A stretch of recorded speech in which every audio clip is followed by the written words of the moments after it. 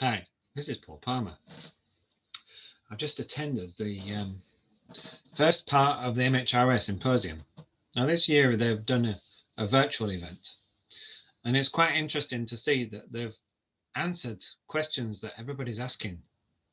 Not necessarily in full detail, because there's still tomorrow to come, of course. But they've already told us about the introduction of the RPI and the transition periods. They've given us a link to the legislation that's in draft. Unfortunately, it's not issued, but I don't suppose it can be really. But they have done an update since they did the webinars a month ago.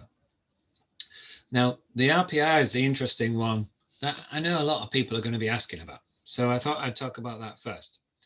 So the responsible person for import, they're expecting to be different qualification requirements to the responsible person. And because of that, they're suggesting that it's probably going to be a different person. But of course, that depends on the size of the organization.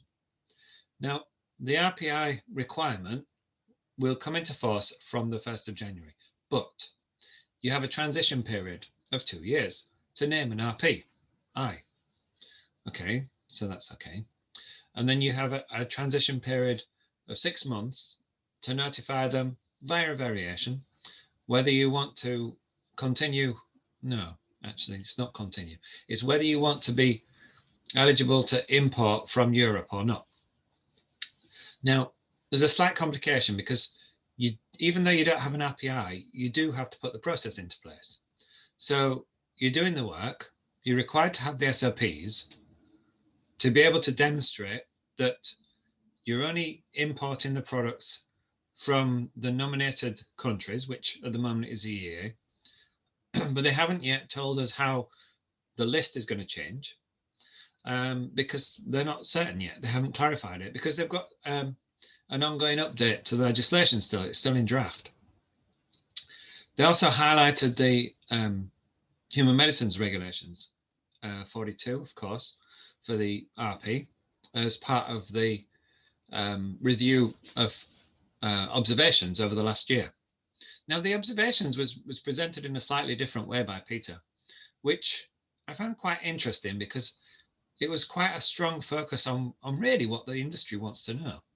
Whereas historically, it's been very much, for me, it's been very much a case of, well, this is what the inspectorate's reporting, and there you go.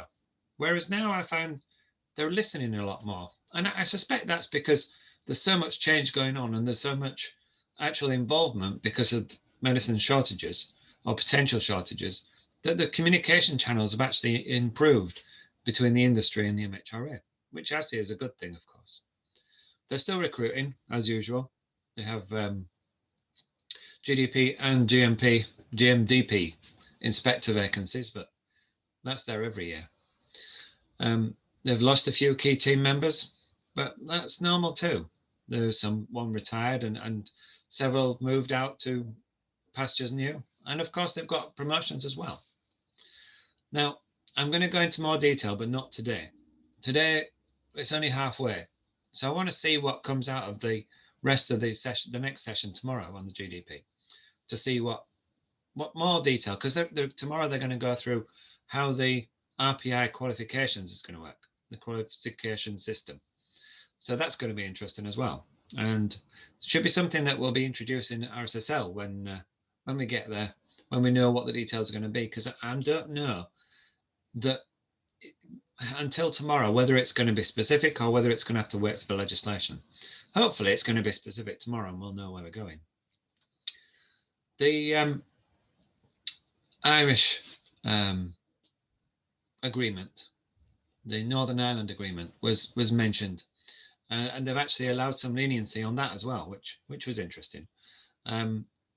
I don't think, no, you can't get hold of the full details unless you're attending the conference.